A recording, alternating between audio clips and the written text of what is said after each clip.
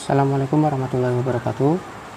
Kali ini kita akan melanjutkan materi program linear kita ke dualitas ya. Kalau kemarin kita sudah belajar tentang simplex, baik itu simplex biasa, simplex big M atau simplex dua fase, maka kali ini kita akan mempelajari tentang teknik dualitas. Di dualitas ini adalah bagaimana kita mengubah suatu bentuk permasalahan dari program linear. Jadi nanti ada dua istilah yang namanya yaitu istilah primal dan istilah dual. Jadi karena di dualitas ini nanti ada muncul dua istilah ini yaitu primal atau dual. Sebelumnya kita perlu mengingat di permasalahan dari program linear ada dua tipe dari bentuk program linear. Yang pertama polanya ya, yaitu pola minimum baku atau pola maksimum baku dulu. Nah, dan yang kedua adalah pola minimum baku.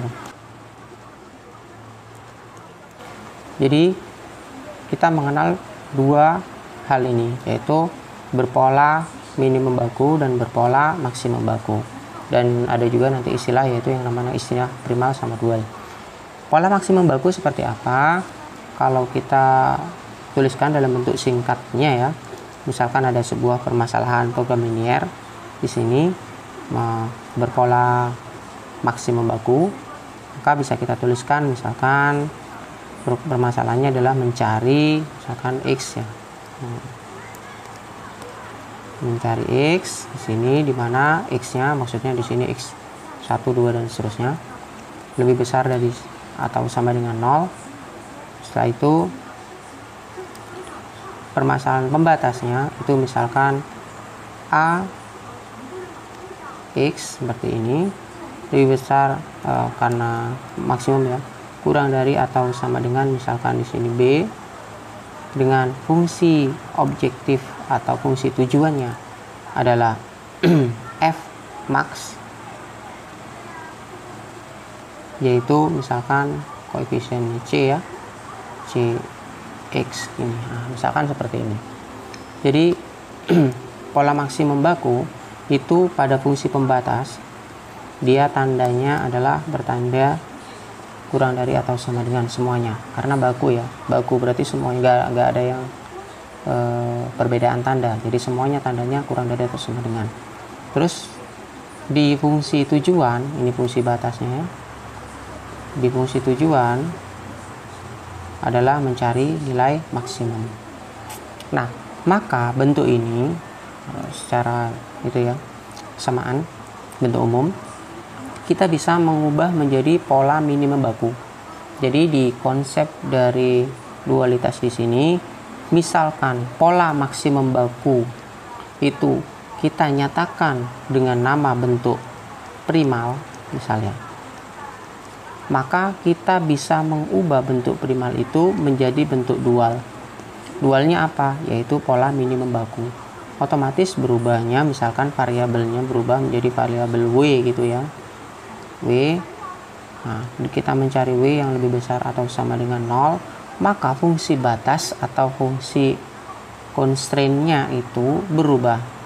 Kalau penyusun dari koefisiennya itu pertamanya A, maka berubah menjadi A aksen. Kita mencari W ya, W. Nah, seperti ini. Dan karena di sini pola minimum baku, maka tanda pembatasnya berubah menjadi lebih besar atau sama dengan. Dengan ruas kanannya awalnya itu P, dia berubah menjadi koefisien yang berada pada fungsi tujuan, yaitu C aksen. Balikannya, transpose-nya.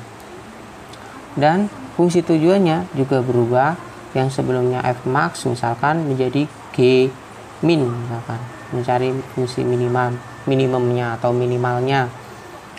Dan koefisien dari fungsi tujuannya adalah koefisien ruas kanan dari fungsi batas pada bentuk primalnya, yaitu apa? B ya, tadi B aksen atau transpose-nya. Ada W seperti ini. Maka bisa kita lihat di sini saat suatu fungsi berpola minimum baku, kita bisa pola maksimum baku, maksud saya, kita bisa mengubahnya menjadi bentuk pola minimum baku. Begitu juga sebaliknya. Misalkan pola maksimum baku itu kita istilahkan dengan nama primal atau bentuk primalnya, maka bentuk minimumnya itu tadi, maka kita namakan dengan bentuk dualnya. Seperti itu. Nah, untuk lebih jelasnya, kita ini bahas suatu contoh ya. Nah, misalkan ada contoh. Kita pertama belajar tentang bagaimana tadi sudah memahami tentang hubungan antara primal sama dual, minimum baku sama maksimum baku. Sekarang kita belajar untuk mengubah bentuk primal menjadi bentuk dual atau begitu pula sebaliknya. Maksudnya mengubah bentuk maksimum baku menjadi minimum baku atau sebaliknya. Misalkan ada sebuah permasalahan program linier seperti bawah ini, seperti di sini ya. Permasalahan program liniernya adalah misalkan 2N1 plus 3N2 plus 4N3 kurang dari atau sama dengan 300, dan 4N1 plus 2N2 plus N3 kurang dari atau sama dengan 250 maksudnya di sini. Dengan N1 sampai N3 itu lebih besar atau sama dengan 0. Nah, dengan fungsi objektif ini tadi fungsi batas ya, fungsi batas, dan fungsi objektifnya yaitu Fmax atau mencari maksimum dari nilainya yaitu 40N1 plus 50N2 plus 30N3. Nah, misalkan bentuk ini berpola apa bentuk ini? Nah, bentuk seperti ini karena mencari maksimum ya, dan semua tanda batasnya atau kurang dari atau sama dengan, maka bisa kita nyatakan bentuk ini adalah bentuk atau pola maksimum baku.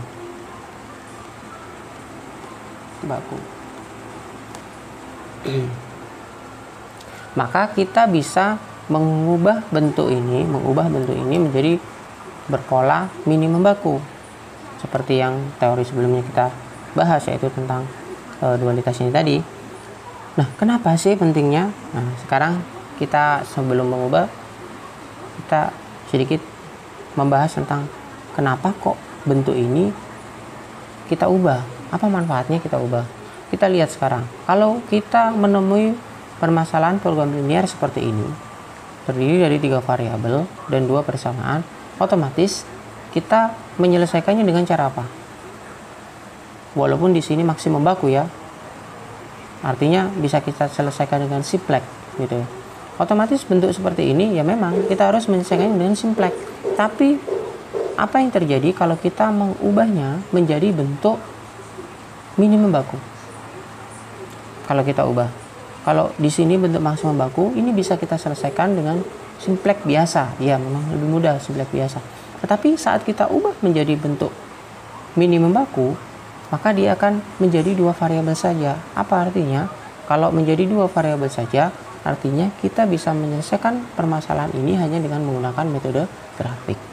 Nah, bagaimana kalau kita ubah? Maka kita ubah ya, coba kita tulis di samping sebelahnya, di sebelahnya sini. Maka misalkan variabel yang kedua itu kita namakan variabelnya M gitu ya. Maka dan bentuk ini kita namakan bentuk primal. Nah, maka kita bisa mengubah bentuk primal ini menjadi bentuk dualnya menjadi, nah kita lihat tadi, ingat pembacaan untuk dual, maka kita membacanya ke bawah ya. Maka misalkan seperti ini ya, jadinya 2M1 plus 4M2. Ingat, karena polanya pertamanya maksimum baku, ini kan berubah menjadi minimum baku ya. Seperti ini. Jadi minimum baku. Karena tandanya itu kurang dari atau sama dengan, maka berubah menjadi lebih besar atau sama dengan. Nah, terus ruas kanannya apa? Ruas kanannya adalah yang kita pilih, yaitu di sini. Ini ruas kanannya, yaitu 40. Nah, pada fungsi objektif pada bentuk sebelumnya, yaitu bentuk primalnya. Jadi fungsi objektif primalnya itu menjadi ruas kanan. Terus kita baca lagi ke bawah, yaitu 3M. Ini ya, yang kedua yang ini ya.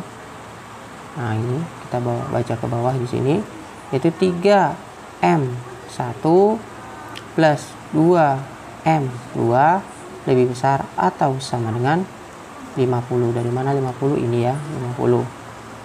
Terus selanjutnya 4M1 plus M, karena 1 ya koefisiennya di situ, M2 lebih besar atau sama dengan ini ya, 30.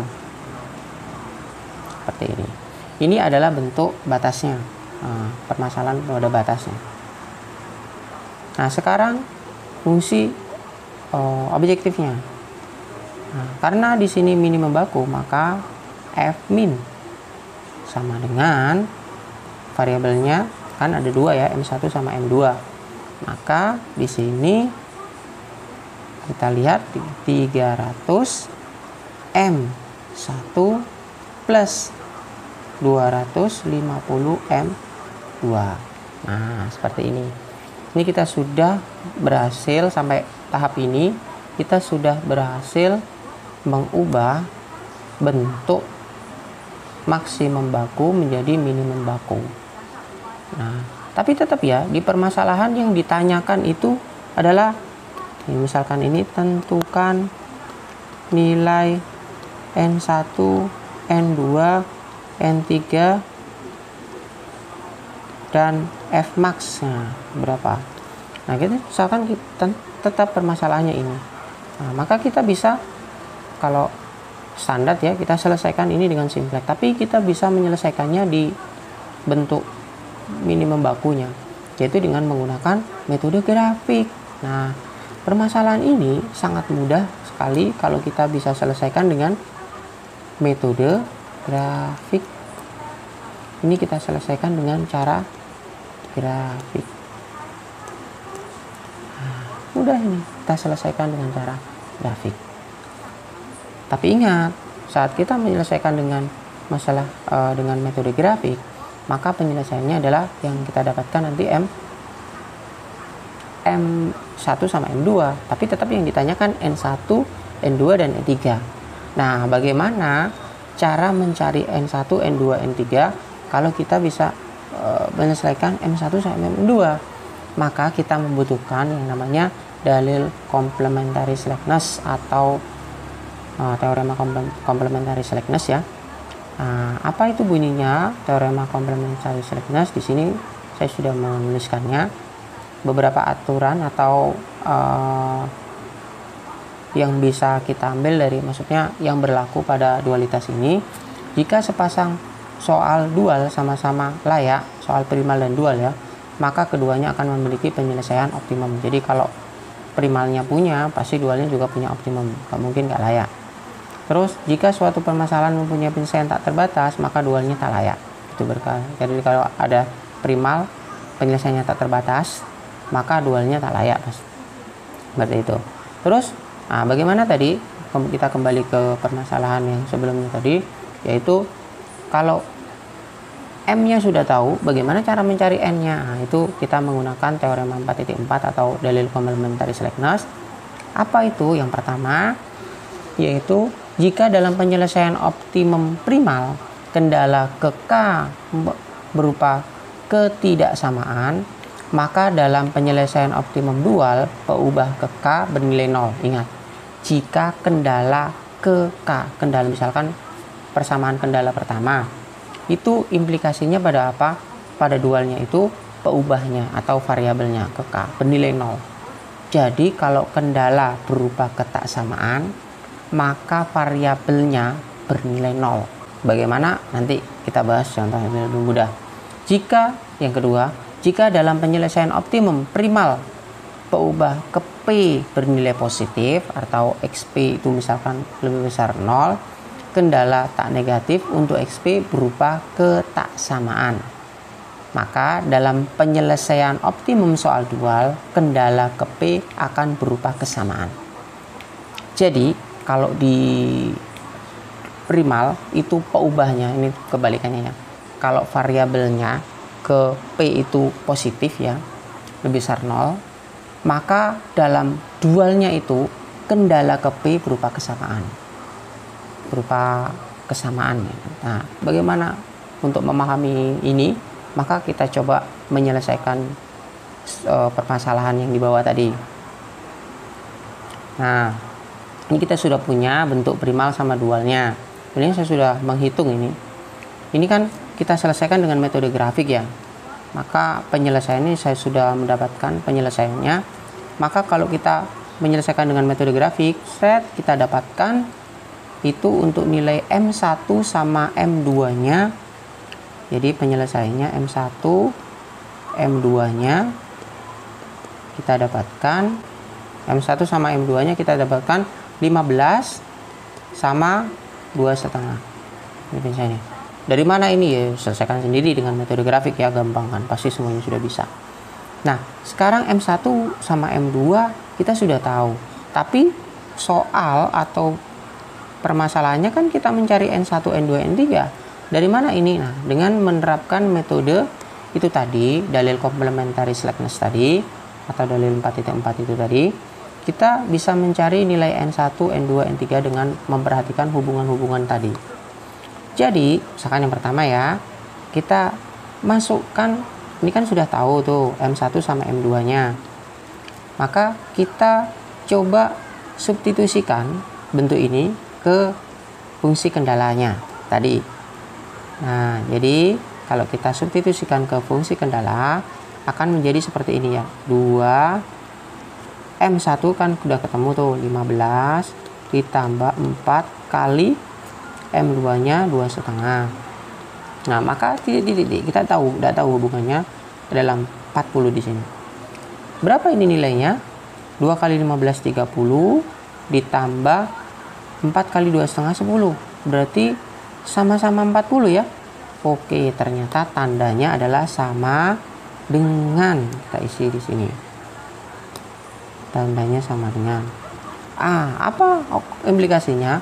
Kalau ininya berupa sama dengan 2 kali 15 yang tadi, ini berupa sama dengan, maka ini persamaan pertama ya.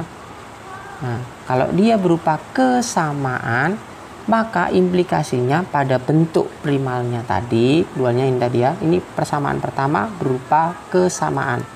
Ini namanya kesamaan. Karena sama kan? Sama dengan 40. Nah, karena pada kendala pertama itu berupa kesamaan, maka di bentuk primalnya itu peubah, maksudnya variabel pertama yaitu N1 akan berupa ketaksamaan, atau enggak pakai sama dengan ya, ketaksamaan. Maka N1 itu pasti punya nilai lebih besar dari 0. Ini implikasinya. Terus kita cek yang kedua.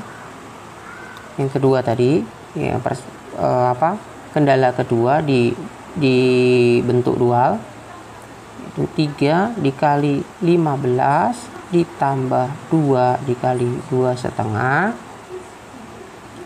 ini 50. Hubungannya apa ini? 3 kali 15 45 ditambah 2 kali 2,5 50. Oh, sama. Ini juga kesamaan. Jadi sama dengan seperti ini. Maka implikasinya apa? Sama seperti sebelumnya, yaitu berarti peubah kedua atau variabel kedua juga lebih besar 0. Seperti itu. Terus persamaan yang kendala yang ketiga, kita cek lagi. 4 dikalikan 15 ditambah 2,5 30. 4 kali 15 berapa? 90. Oh, pasti ini lebih besar ya. Lebih besar. Ini sama-sama kesamaan.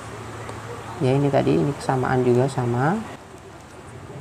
Ternyata yang ketiga berupa ketaksamaan. Karena yang ketiga di kendala ketiga ini berupa ketaksamaan, maka kebalikannya N3 berupa persamaan, yaitu sama dengan 0. Oke. Udah dapat tuh dari sini. Jadi ini menjadi kunci bagaimana kita mencari nilai N1, N2, dan N3. N3 udah tahu tuh sama dengan 0. Nah, maka kita tinggal melanjutkan sampai di sini. Oke, kita tinggal melanjutkan menyelesaikan di kendala yang sana. Maka kita masukkan nilainya itu, kan udah tahu tuh nilainya N1 pasti lebih besar 0, N2 lebih besar 0, dan N3 pasti 0. Kalau N3 sama dengan 0, maka kita bisa melanjutkan. Seperti itu. Nah, sekarang kita cek lagi. Sebelum kita masuk menyelesaikan N1, N2, N3, kita lihat hubungannya dulu. M1 tadi apa? M1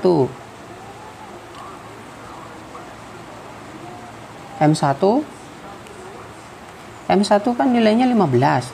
M1 15 berarti kan dia lebih besar 0. Nah, karena pada variabel di dual itu lebih besar 0, maka implikasinya kendala pertama pada bentuk primalnya itu sama dengan apa tadi? 2N1 pada sini plus 3N2, 4N3 ya, plus 3N2 plus 4N3 sama dengan berapa? Sama dengan 300. Oke. Itu ya. Terus M2 juga lebih besar 0 kan, karena nilainya 2,5. Maka implikasinya juga pada persamaan kedua juga tandanya sama dengan 250. Ininya berapa ini? 421. 4N1 plus 2N2 plus N3. Oke. Nah, dari sini kita langsung selesaikan bentuk primalnya. Ini udah dapat, nilainya udah dapat, tinggal kita substitusikan. Mudah sekali untuk menyelesaikannya sekarang. Langsung kita selesaikan, kita masukkan. Tadi udah tahu kata kuncinya di sini. N3 sama dengan 0. Maka otomatis persamaannya akan berubah menjadi 2N1 plus 3N2 sama dengan 300. Karena ini tadi 0 kan ya, ini 0 pastinya, ini juga 0. Terus di sini 4N1 plus 2N2 sama dengan 250. Kita selesaikan ya, gampang ini.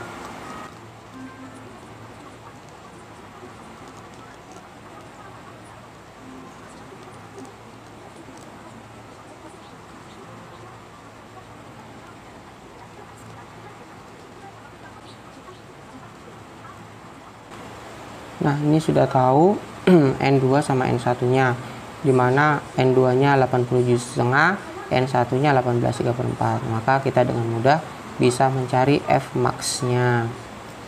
Maka nilai Fmax nya ini saya sudah hitung sebenarnya, tinggal dimasukkan ke fungsi objektifnya, yaitu nilainya adalah